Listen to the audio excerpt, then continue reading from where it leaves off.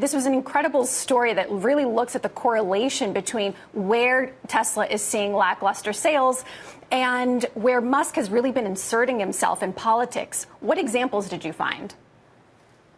Yeah, I think there's absolutely correlation here. The question, of course, will be, causation, and that will take us some time to sort through. I think, to your question, we're seeing, as you mentioned, protests. We're seeing polls in countries that have, quite a lot of EV demand where Musk is not doing well, and the Tesla brand also is not doing well. I think when people think Elon Musk, they think, Tesla before they think of virtually anything else.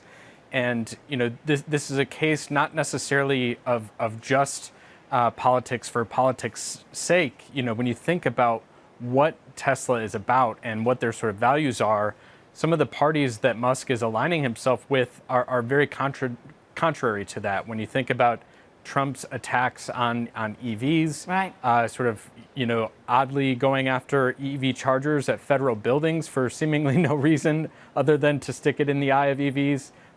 This is a case where, he's kind of going against his own consumer base.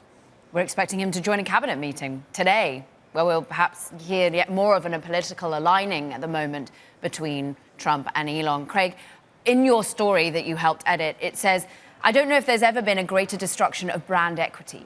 Now, where is this in particular happening? We've seen so many pictures of the protests. Where exactly is this occurring? Yeah, I mean, you're seeing protests across the country, and we're also seeing, as was mentioned earlier, Jackie mentioned, vandalism. We've seen stores damage all over the U.S., in some pockets over here in Europe.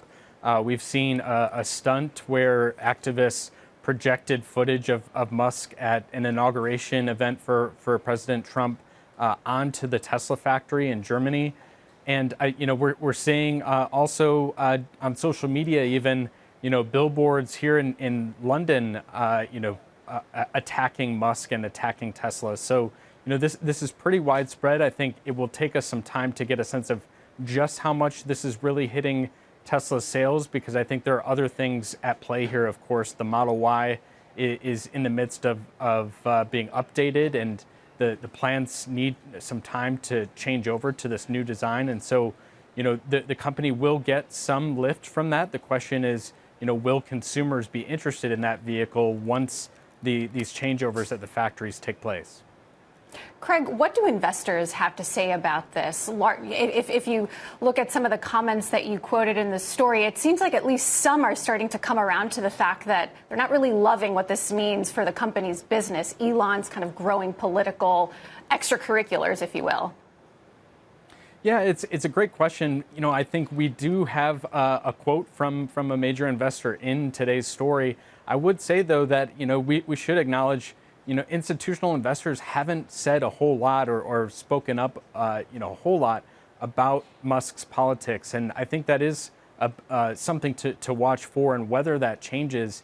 It would be one thing if a CEO was aligning with Trump in right. ways that were more consistent with other CEOs. This is really emphatic, and he's much more charged than, say, a Tim Cook or a Mark Zuckerberg in terms of how much he's getting behind Trump.